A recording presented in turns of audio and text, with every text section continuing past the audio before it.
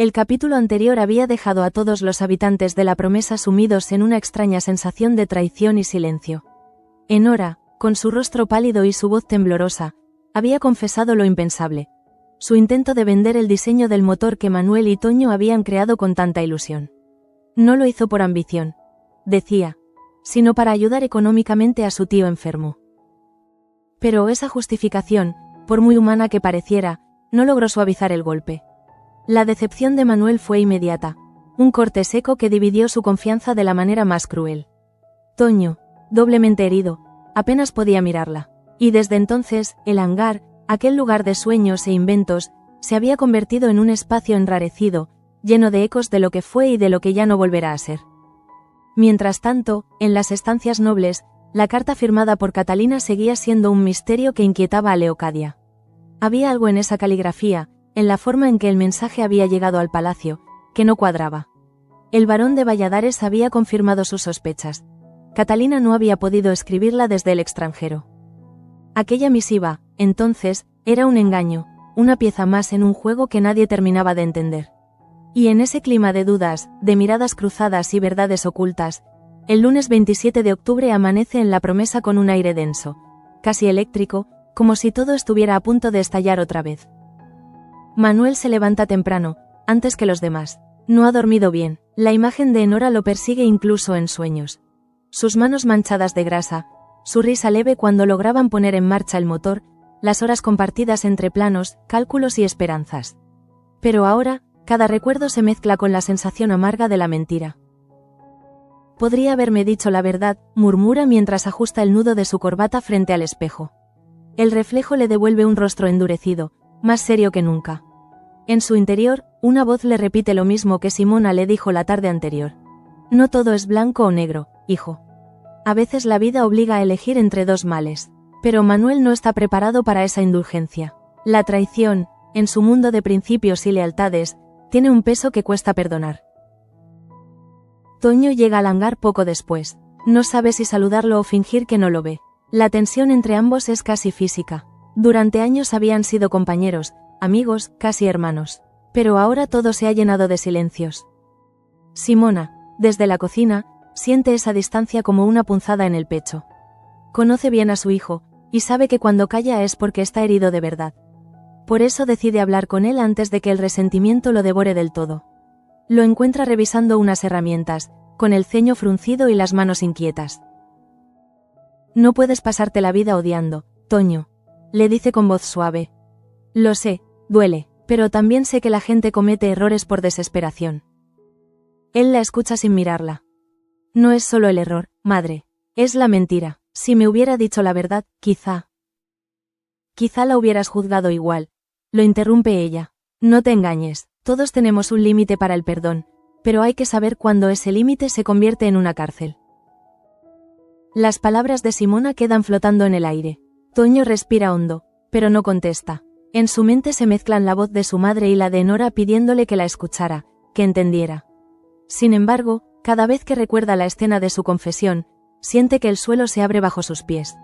Ella no solo le falló como compañera, sino como mujer, y eso, para un corazón como el suyo, es casi imposible de soportar. Mientras tanto, en el ala norte del palacio, Petra se prepara para su jornada con una lentitud casi dolorosa. Cada movimiento es un recordatorio de que su cuerpo todavía no se ha recuperado del todo. Pía la observa desde el umbral de la puerta, con esa mezcla de autoridad y compasión que solo ella sabe expresar. No deberías estar aquí todavía, le dice, cruzando los brazos. Petra intenta sonreír. Cristóbal dice que el reposo ya no es necesario, y ya sabes cómo es él con las órdenes. Pía suspira, no ignora que detrás de esa supuesta obediencia hay miedo. Miedo a perder el empleo, a quedarse sin un techo, a caer en desgracia.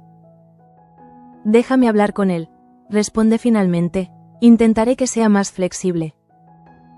Pero Petra niega con la cabeza. No, si se entera de que te intercedes por mí, pensará que soy débil. Y lo eres, replica Pía sin rodeos. Pero eso no es un delito, es humano. La conversación termina ahí, pero el gesto de Pía deja entrever que no piensa rendirse. Desde la muerte de Dolores y la caída de Cruz, la jerarquía de la promesa ha cambiado. pero las sombras del miedo aún se sienten en cada rincón del servicio. Nadie está del todo a salvo.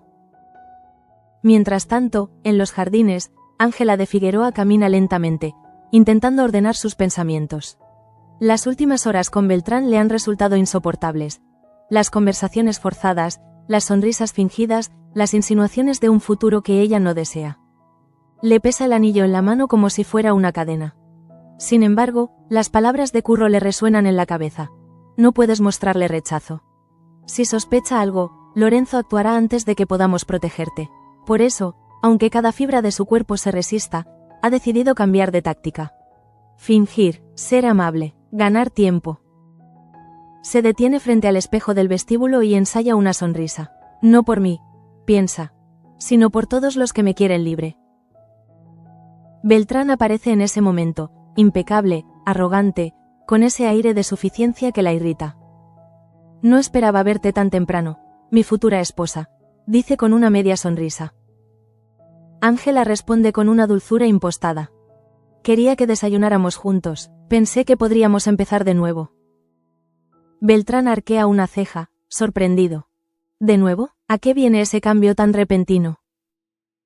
Ella baja la mirada, fingiendo timidez. He pensado mucho, tal vez no te he dado la oportunidad de mostrarme quién eres en realidad. Él sonríe, satisfecho por primera vez en semanas. Eso suena mejor, Ángela. Por fin estás aprendiendo lo que significa ser una dama. Ella contiene la rabia, pero logra mantener el tono amable. En su interior, sin embargo, el fuego de la resistencia arde más que nunca. Cada palabra amable que pronuncia es un paso más hacia su liberación. Y aunque Beltrán crea que la está conquistando, en realidad está cayendo en la trampa que Leocadia y Curro han tendido con precisión quirúrgica. Leocadia, por su parte, pasa la mañana entre cartas y papeles. En su escritorio, la copia de la carta de Catalina descansa junto a un informe del barón de Valladares. Las palabras del noble son claras. La señorita de Luján no pudo haberla enviado. La duda, entonces, se convierte en certeza. Alguien ha querido manipular la información. ¿Con qué propósito?, se pregunta en voz baja. ¿Y quién tendría tanto interés en hacerlo pasar por Catalina? Sus sospechas apuntan a dos frentes: los aliados de Lorenzo o los enemigos silenciosos de su propia familia. En ambos casos, el peligro es real. Decide, pues, guardar silencio por ahora. No hay peor error que revelar demasiado pronto lo que uno sabe. En la capilla, María Fernández busca refugio. La culpa la ha acompañado desde aquella noche en la verbena de Luján. Las risas, el vino, el instante de debilidad. Todo vuelve una y otra vez. Se siente sucia, indigna, incapaz de mirar a los ojos a Samuel, el hombre que representa para ella la pureza que perdió. Sin embargo, cuando él la ve entrar, no la juzga. La invita a sentarse. No vine a confesarme, dice ella, con lágrimas contenidas. Solo quería que alguien me escuchara. Entonces habla, responde él con suavidad. Estoy aquí para eso. María respira hondo. Me siento como si ya no mereciera vivir aquí, como si cada mirada fuera un recordatorio de lo que hice. Samuel la observa con compasión. No hay pecado que no pueda redimirse si se enfrenta con verdad. Lo que te hace indigna no es lo que hiciste, sino que sigas castigándote por ello. Ella lo mira, sorprendida. No esperaba esa comprensión. ¿Entonces no me odias? No, pero tampoco te absuelvo. La redención empieza cuando tú misma creas que la mereces. Sus palabras la desarman. Por primera vez desde aquella noche, María siente un respiro, una grieta en la coraza de culpa que la asfixiaba. Quizá haya esperanza. En otro punto del palacio, los rumores crecen. Jacobo de la Mata, siempre pendiente de las apariencias, empieza a notar que Martina lo evita. Las conversaciones se han vuelto frías, las risas escasas. Él siente que ya no brilla en sus ojos como antes. Y aunque intenta culpar a las circunstancias, lo cierto es que su propio carácter ha contribuido al distanciamiento. Martina, ¿te ocurre algo conmigo?, le pregunta en uno de esos paseos fingidamente románticos por la galería.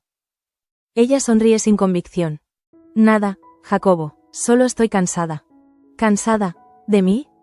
De todo, responde ella, esquivando la mirada. De sentir que finjo incluso cuando respiro. Esa frase, corta pero devastadora, deja a Jacobo helado. La promesa de matrimonio que los unía empieza a parecer una condena. Y aunque ninguno lo dice en voz alta, ambos saben que ese lazo se tambalea. Mientras el día avanza, las vidas de todos parecen girar en torno a la misma palabra: traición. La de Enora, la de los secretos de Leocadia, la de los silencios entre Martina y Jacobo, la de Petra con su miedo. La promesa, ese lugar que siempre ha presumido de su nombre, parece más que nunca una casa construida sobre la mentira. Al atardecer, Manuel vuelve al hangar. Encuentra a Toño allí, limpiando las herramientas en silencio. La tensión se siente en cada respiración. He venido a revisar el motor, dice Manuel, seco. Haz lo que quieras, responde Toño, sin levantar la vista. Durante unos minutos trabajan sin hablar. Solo se oye el metal, el roce de las piezas, hasta que Manuel, incapaz de contenerse, rompe el silencio. ¿Sabías algo? ¿De qué hablas? De ella, de Enora. ¿Sabías lo que planeaba? Toño lo mira con una mezcla de ira y tristeza. ¿De verdad crees que lo habría permitido si lo supiera? Me usó igual que a ti, Manuel. Y lo peor es que yo la amaba. Las palabras quedan suspendidas entre ambos, tan pesadas que parecen llenar todo el espacio. Manuel aprieta los puños. Había 1000 formas de ayudar a su familia, dice con voz rota. Pero escogió robarnos. Quizá no lo veas ahora, responde Toño. Pero no lo hizo con maldad. Lo hizo con miedo, y a veces, el miedo empuja más fuerte que la codicia. Manuel no responde, sale del hangar con el pecho ardiendo, incapaz de decidir si lo que siente es odio o tristeza. Desde una distancia prudente, Simona los observa, y su corazón se encoge. Sabe que esas heridas tardarán en cerrarse, pero también sabe que, en la promesa, nada permanece roto para siempre. Solo hace falta tiempo, y un poco de fe. La noche cae sobre la promesa con una calma engañosa. Los ventanales reflejan la luna en los suelos de mármol y las sombras parecen moverse al compás de los pensamientos de quienes, en silencio, no logran conciliar el sueño. En la distancia, se oyen los pasos de Manuel cruzando el pasillo del ala este, tan lentos que suenan casi como un eco de duda. Enora permanece en su habitación, sentada frente al pequeño escritorio donde tantas veces dibujó los planos del motor.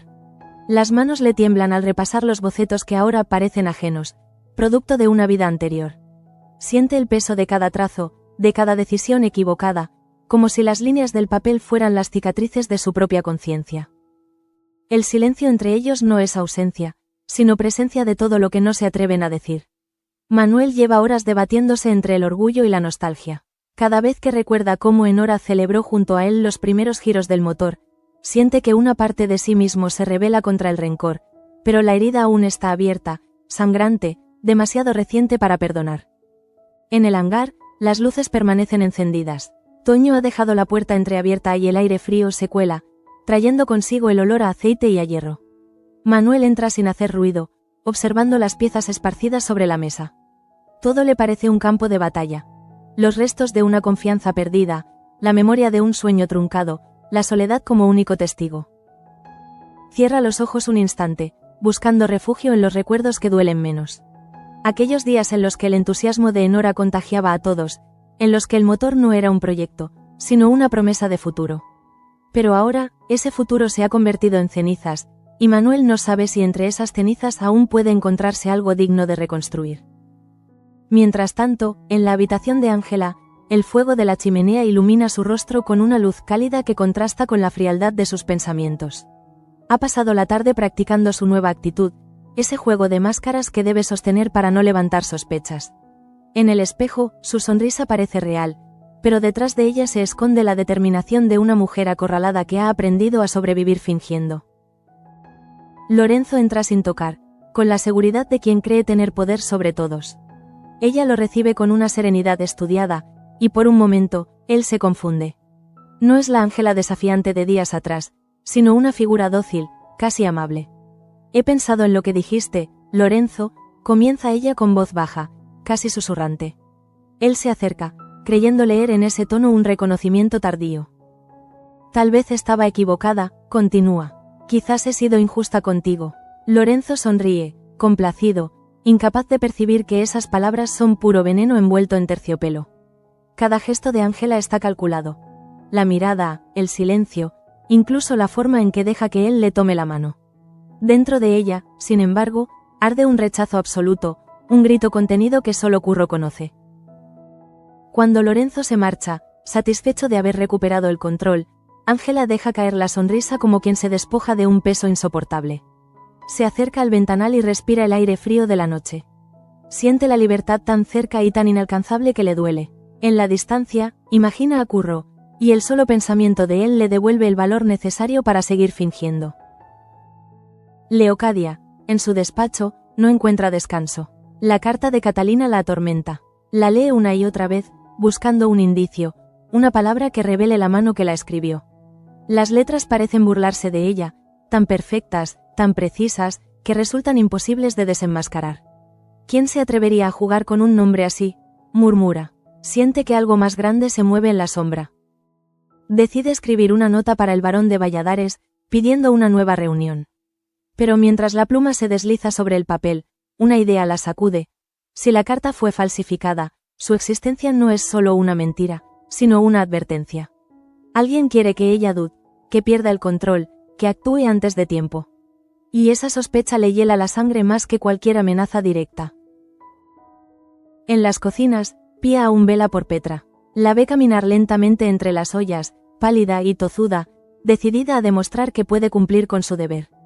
«Te estás haciendo daño», le dice Pía en voz baja. Petra no responde. Su orgullo es su única defensa ante un mundo que siempre la ha humillado. Pero cuando nadie la ve, apoya una mano sobre el abdomen y cierra los ojos. El dolor vuelve, profundo, obstinado. Pía se debate entre la autoridad y la compasión. Sabe que Cristóbal la vigila y que cualquier gesto de clemencia puede interpretarse como debilidad. Sin embargo, no soporta ver a Petra marchitarse ante sus ojos.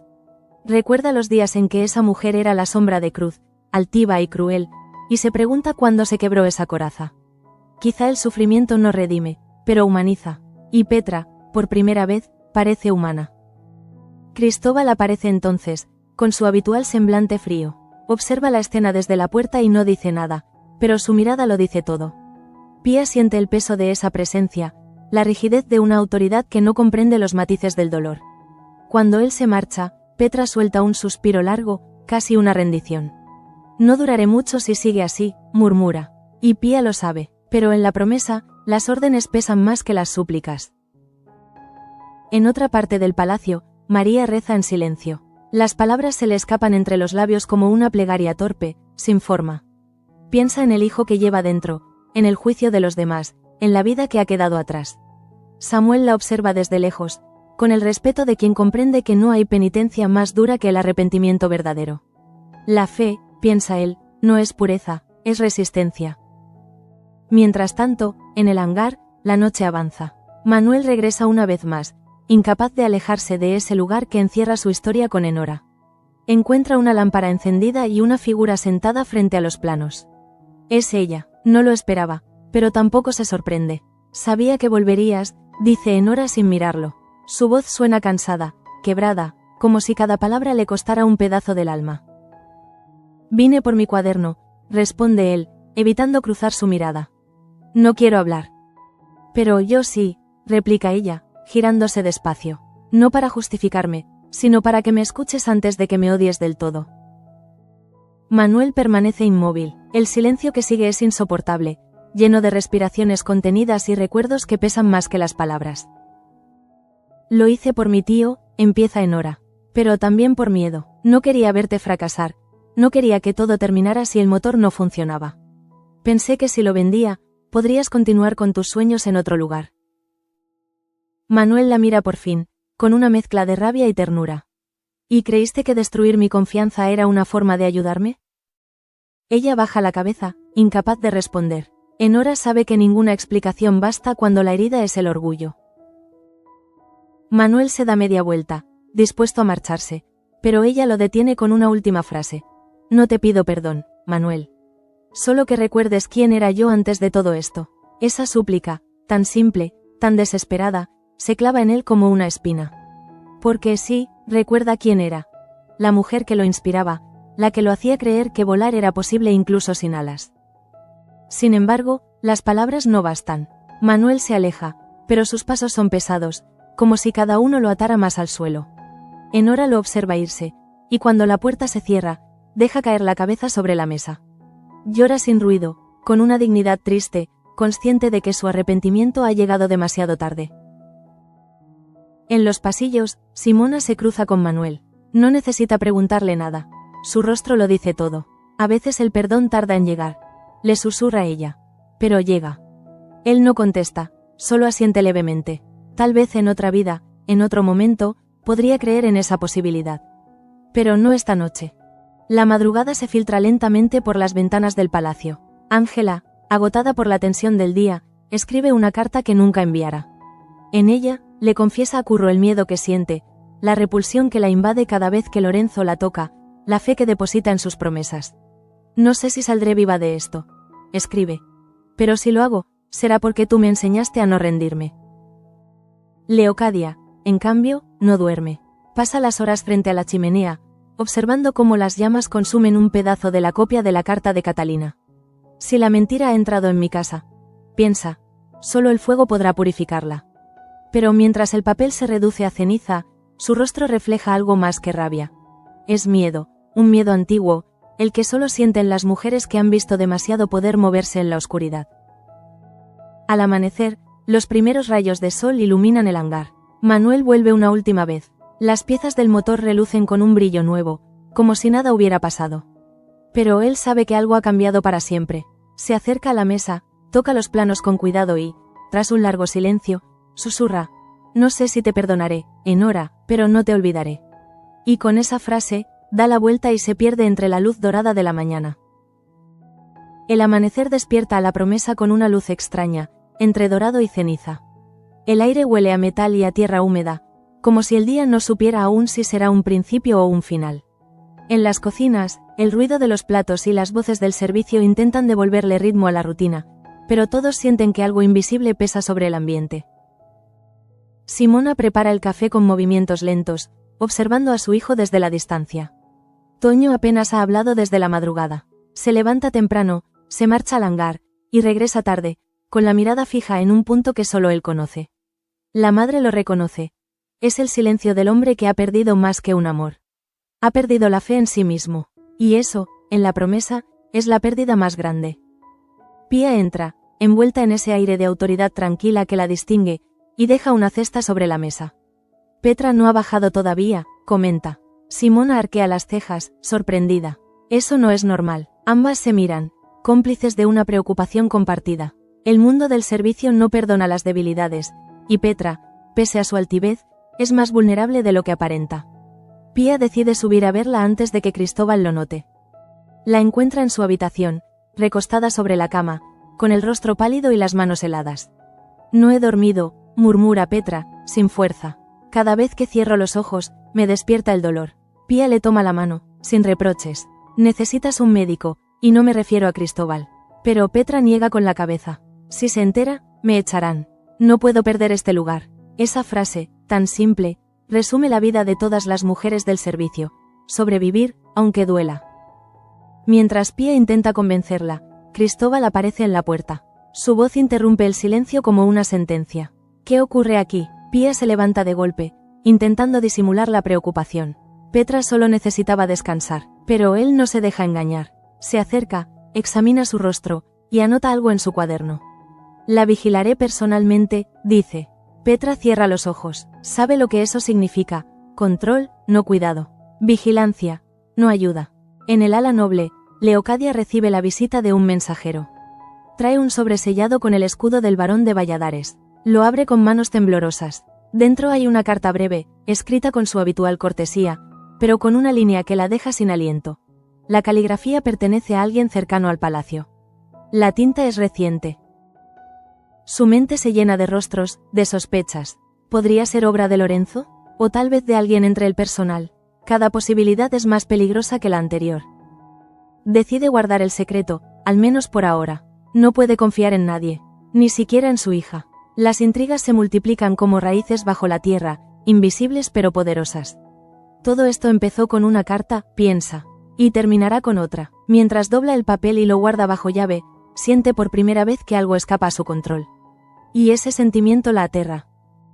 Ángela, ajena a las sospechas de su madre, intenta cumplir su papel con Lorenzo.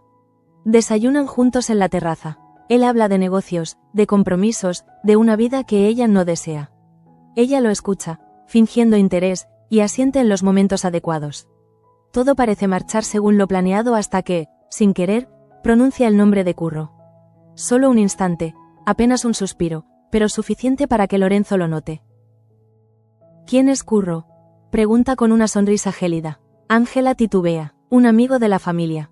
Pero la forma en que aparta la mirada la delata. Lorenzo no dice nada más, solo la observa con esa calma inquietante que precede a sus venganzas. Ella intenta recomponerse, volver a su personaje, pero ya es tarde. Ha sembrado la duda, y Lorenzo, cuando duda, se vuelve peligroso. En la tarde, el palacio parece más silencioso de lo habitual. Los criados trabajan con cuidado, temiendo alterar el aire espeso que se respira. María, entre los pasillos, cruza su mirada con la de Petra. Dos mujeres marcadas por culpas distintas, pero unidas por la misma sensación de fragilidad. Ninguna dice nada, pero ambas se entienden. En la promesa, la redención es un lujo reservado a los poderosos. Manuel, por su parte, pasa el día en el hangar, pero ya no trabaja. Se limita a mirar las piezas del motor como si en ellas pudiera encontrar una respuesta. Enora no ha vuelto, y su ausencia lo confunde más que su presencia. No la odio, se repite, intentando convencerse, pero el amor herido no desaparece. Se transforma en una tristeza obstinada que carcome despacio. Al caer la tarde, Toño se acerca. He hablado con mi madre, dice con voz cansada. Dice que el rencor pesa más que la culpa. Manuel lo escucha sin apartar la vista del motor. Tal vez tenga razón. Toño suspira. No puedo seguir odiándola, ni a ella, ni a ti. Manuel levanta la mirada por primera vez. Hay un cansancio nuevo en sus ojos, pero también una sombra de alivio.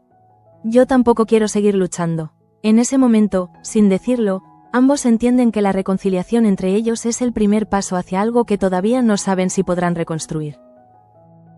En otra parte del palacio, Leocadia conversa con Beltrán. Él intenta sonsacarle información sobre la carta, pero ella juega con la ambigüedad, probando su lealtad. No todo lo que brilla es oro, le dice, casi en clave.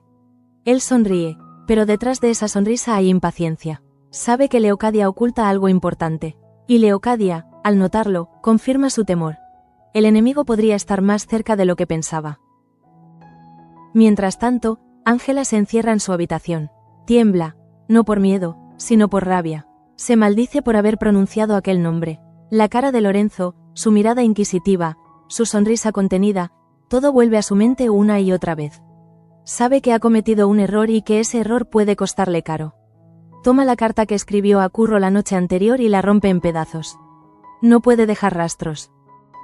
Fuera, la lluvia comienza a caer, fina, persistente. Las gotas golpean los ventanales como si el cielo mismo quisiera advertirles que algo está por desatarse. En el hangar, Manuel observa el agua filtrarse por las rendijas del techo. Cada gota le recuerda un latido, una herida que no deja de sangrar. Cierra los ojos y deja que el sonido lo envuelva, buscando una paz que no llega. Petra, en su cuarto, siente que el cuerpo ya no le responde. El dolor se ha vuelto insoportable. Intenta levantarse, pero las piernas le fallan. A lo lejos, oye pasos. Pia entra corriendo, alarmada por el ruido. Petra, por favor, siéntate. Ella obedece, agotada. No quiero que me vean así, murmura. Pia le coloca una manta sobre los hombros y, sin poder contener la emoción, le dice, no importa lo que hayas hecho, nadie merece sufrir así. Por primera vez, Petra llora, y esas lágrimas, silenciosas y breves, valen más que cualquier disculpa. La noche vuelve a cubrir el cielo, pero en el corazón de cada uno hay una batalla distinta. Leocadia siente el peso del secreto que guarda. Ángela intenta recuperar el control antes de que Lorenzo actúe. Manuel busca en el trabajo una redención imposible. Y en el subsuelo de todo, una certeza se impone: nada volverá a ser igual. En la promesa, los silencios empiezan a gritar. La lluvia no se detuvo en toda la noche. Las tejas del palacio resbalan bajo el peso del agua, y los muros parecen absorber la humedad de una culpa colectiva. En los pasillos, el silencio es tan espeso que cualquier paso parece un acto de osadía. Nadie quiere ser visto, nadie quiere ser oído. Cada alma en la promesa se encierra en su propio laberinto de secretos. Lorenzo de la Mata no ha dormido. Pasea de un lado a otro en su despacho, con la mirada fija en la chimenea. El fuego chisporrotea, iluminando un rostro en el que la sospecha se mezcla con el deseo de venganza. Desde que escuchó el nombre de Curro en boca de Ángela, algo en su interior se encendió. No fue solo celos, fue la intuición de haber sido burlado, y esa sensación lo devora. De tanto en tanto, abre el cajón donde guarda su pistola. No la toca, pero saber que está ahí lo tranquiliza. En su mente se mezclan ideas oscuras. Castigar, exponer, demostrar que nadie puede humillarlo sin pagar el precio. En el fondo, Lorenzo no ama a Ángela, pero no soporta perder. Ella, sin saberlo, ha despertado el monstruo que dormía bajo su falsa elegancia. A la misma hora, Ángela reposa sin poder dormir. Las sombras del cuarto le parecen manos que la acechan. Cada ruido del pasillo la sobresalta. Sabe que Lorenzo sospecha, sabe que cualquier gesto equivocado podría desatar su furia, pero también sabe que no puede dejar que el miedo la paralice. Respira hondo y recuerda las palabras de Curro. No permitas que te rompan por dentro. Esa frase se convierte en su escudo. Cuando amanece, decide actuar antes de que Lorenzo lo haga. Lo busca en la biblioteca, donde él finge leer el periódico. Quiero hablar contigo, dice ella con calma. Él sonríe sin levantar la vista. Por supuesto, querida, aunque me temo que ya sé de qué. Ella contiene el temblor en la voz. No hay nada entre Curro y yo.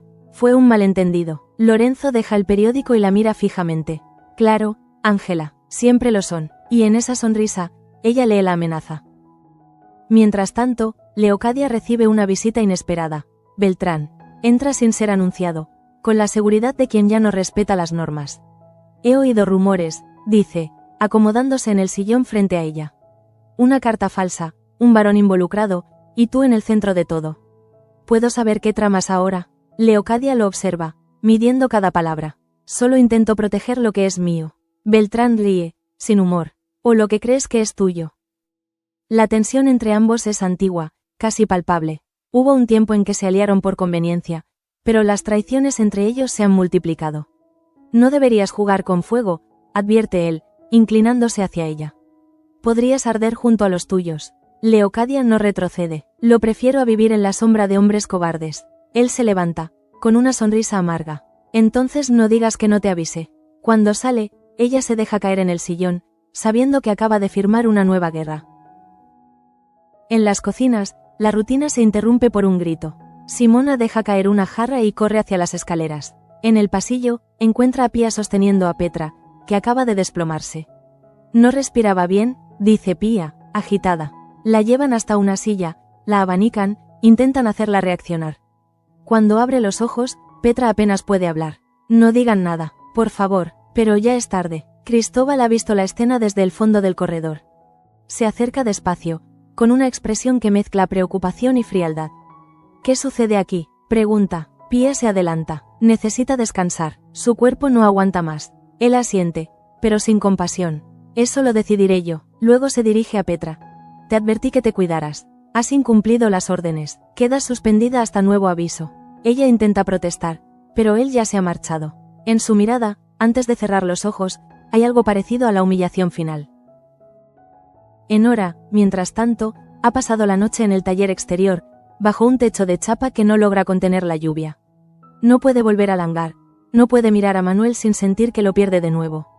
Saca los planos mojados, los extiende sobre una mesa improvisada y, con una pluma temblorosa, empieza a escribir sobre ellos. No fórmulas, no cálculos, palabras, su propia confesión, disfrazada de anotaciones técnicas. Quise ayudar y destruí, amé y traicioné. No sé si el perdón existe, pero si alguna vez lo encuentras, no lo gastes en mí. Guárdalo para ti. Las letras se diluyen con la humedad, pero no importa. Es su forma de redimirse, aunque nadie la lea. El amanecer la encuentra dormida sobre esos papeles, exhausta, vencida. Manuel despierta más tarde, se mira al espejo y ve un rostro que apenas reconoce. La amargura le ha robado años. Decide salir, caminar bajo la lluvia, aunque no tiene un destino claro. Sus pasos lo llevan, sin querer, hacia el taller donde Enora pasó la noche. La ve a través del cristal, dormida entre los planos. Durante unos segundos duda si entrar. Finalmente, empuja la puerta. El ruido la despierta. No vine a juzgarte, dice él antes de que ella hable. Solo, necesitaba entender. Enora intenta incorporarse, pero él le hace un gesto para que no lo haga. Anoche pensé en todo, en lo que hicimos, en lo que perdimos. Y me di cuenta de algo. El rencor me ha convertido en alguien que no soy. Ella lo mira, sin atreverse a creerlo. ¿Me estás perdonando?, pregunta. Él niega lentamente. Aún no, pero quiero poder hacerlo algún día. El silencio que sigue es distinto a los anteriores. No hay reproche, ni ira. Solo cansancio, y una paz nueva, frágil, que podría romperse con una palabra. Enora baja la mirada, con lágrimas contenidas. Gracias por no odiarme. Él suspira. Odiarte sería seguir atado a ti. Y ya no quiero vivir prisionero. Luego se marcha, sin mirar atrás, pero con una leve sensación de alivio. No es perdón, pero es el primer paso hacia él. En el despacho de Leocadia, la jornada continúa con sobresaltos. Recibe un segundo mensaje, anónimo esta vez, deslizado bajo la puerta. Lo abre con cuidado. Dentro solo hay una frase. Lo que temes está en tu propia casa. Su respiración se corta, mira a su alrededor, como si las paredes pudieran hablar. De pronto entiende que la amenaza no viene de fuera. Alguien en la promesa la está observando. Cuando cae la tarde, los cielos se abren de nuevo, pero ya no llueve agua sino tensión. Lorenzo cena con Ángela sin pronunciar palabra. Cada gesto de él es un recordatorio de que sabe más de lo que aparenta. Ella lo siente, intenta mantenerse serena, pero cada mirada suya es un filo. «¿Estás nerviosa?», dice él finalmente. «No, solo cansada». Él sonríe, inclinándose hacia ella. «Entonces duerme bien, mi querida prometida. Mañana hablaremos de tus amigos». Ángela traga saliva. Esa palabra, amigos, suena como una sentencia. Cuando él se levanta y se retira, ella siente un escalofrío. Sabe que el peligro ya no es una posibilidad, sino una certeza. En el pasillo, Leocadia la espera. La toma del brazo. «No confíes en nadie», le susurra. «Ni siquiera en mí». Ángela la mira, desconcertada. ¿Qué significa eso? Pero su madre no responde. Solo se aleja, dejando tras de sí un eco de advertencia y miedo. Esa noche, Manuel vuelve al hangar y, por primera vez, enciende el motor. No despega, solo escucha el rugido, poderoso y melancólico, que llena el aire como un grito liberador. Toño llega corriendo, alarmado, pero al verlo, se detiene. «¿Qué haces?», pregunta. «Recordando que sigo vivo», responde Manuel. Ambos se quedan allí, observando el fuego que arde en las hélices, sintiendo que, pese a todo, aún hay algo que puede volar. El amanecer llega cubierto por un velo gris, espeso, que parece absorber el sonido. Las aves no cantan todavía. El palacio despierta en un silencio expectante, como si presintiera que algo está a punto de quebrarse. En las estancias nobles, los relojes marcan la hora con lentitud.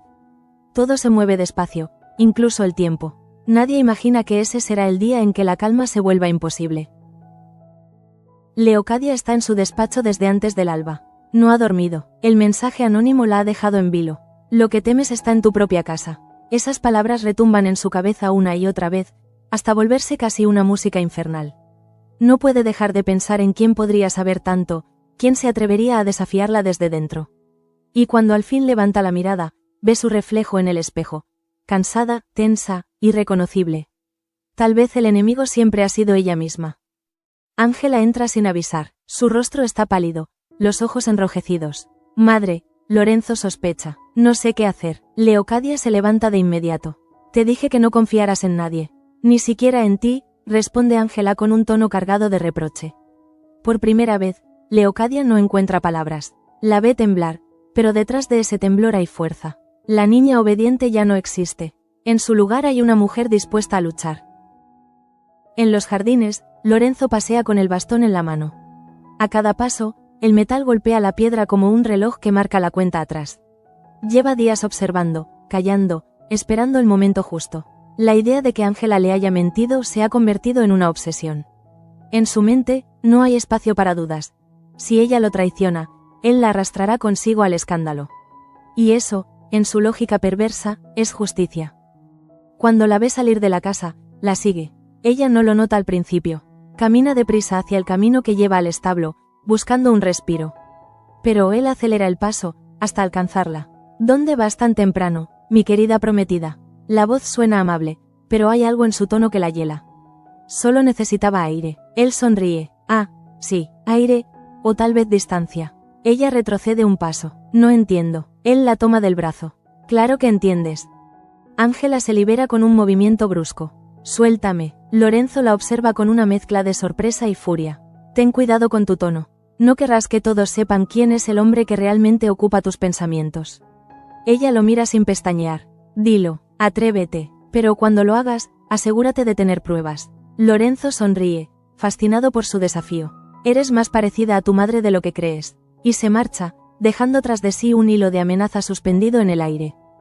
En el interior del palacio, Petra se despierta con el sonido de las voces en el pasillo. Le cuesta moverse, siente que el cuerpo ya no le pertenece. Pía entra con una bandeja de desayuno, pero ella apenas puede sostener la taza. Déjalo ahí, murmura. Pía se sienta junto a ella. Cristóbal quiere hablar contigo, dice que tu suspensión sigue en pie. Petra baja la mirada, entonces no hay nada que hablar. Cuando Cristóbal aparece, el silencio se impone. Petra Arcos, tus funciones quedan suspendidas indefinidamente. No estás en condiciones de servir en este palacio. Ella intenta mantener la dignidad, pero su voz se quiebra. No puedes quitarme esto. La promesa es mi casa. Él la observa, impasible. Las casas no son para quien las reclama, sino para quien las honra. Esa frase, fría, definitiva, la atraviesa.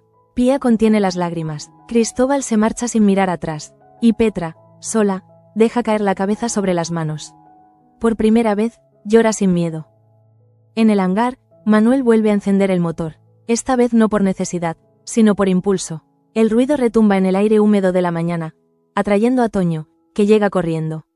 ¿Qué haces? Vas a despertar a todo el mundo. Manuel sonríe por primera vez en días. Déjalos, que oigan, que sepan que seguimos vivos. Toño lo mira, desconcertado. ¿Y ella? Enora se fue, responde. Pero lo que construimos no era solo de ella ni mío. Era de todos. Ambos se miran, y por primera vez en mucho tiempo, hay comprensión. Sin palabras, se dan la mano. No es un perdón, pero sí una tregua. El sonido del motor llena el aire como una promesa cumplida. A lo lejos, Simona los observa desde la puerta del taller, con una sonrisa que mezcla orgullo y alivio. Sabe que ese ruido, tan poderoso y constante, es un canto a la esperanza. Leocadia, en su despacho, escribe una carta con trazos rápidos.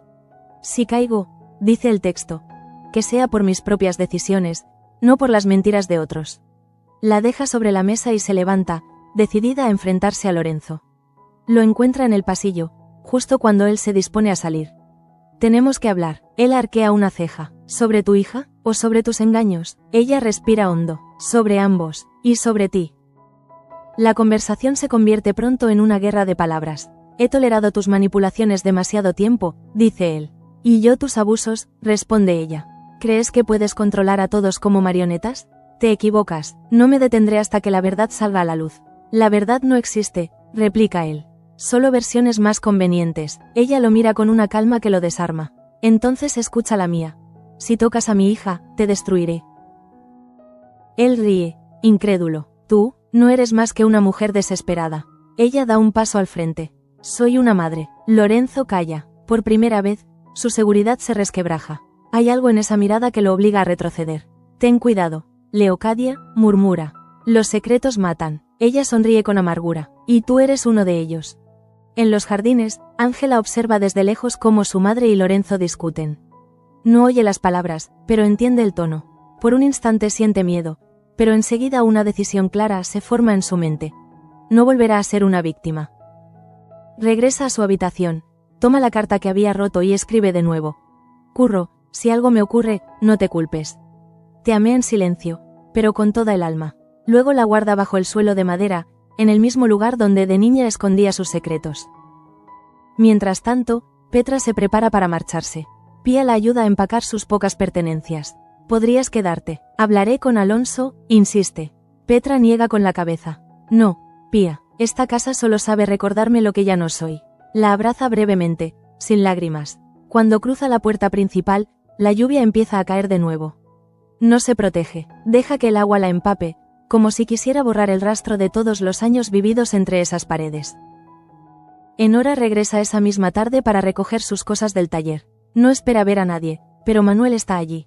Viniste, dice él, solo a despedirme. Ella asiente. No sé si volveré. No importa, responde. Tu nombre quedará en el motor. Ella sonríe, y en ese gesto hay más paz que en todas las palabras que se dijeron. No se abrazan, no se tocan, solo se miran, conscientes de que lo que los unía ya no necesita explicación. Cuando cae la noche, la tormenta arrecia. Leocadia se asoma al balcón y observa los relámpagos cruzar el cielo. Piensa en la carta que ha dejado en su escritorio, en los secretos que aún la rodean, en la advertencia anónima. Lo que temes está en tu propia casa. Sonríe con amargura. Entonces que venga, murmura. Estoy lista. Detrás de ella, una sombra se mueve. No la ve, no se vuelve, pero el sonido de la puerta cerrándose a su espalda deja claro que la guerra acaba de empezar. En el hangar, Manuel y Toño apagan el motor. El silencio que queda es distinto, más denso, más vivo. ¿Sabes?, dice Toño, a veces pienso que el perdón es una forma de seguir volando. Manuel asiente, y también de caer sin romperse. Ambos ríen, cansados pero serenos. Afuera, la lluvia se convierte en música. La promesa duerme, pero su corazón late con fuerza nueva.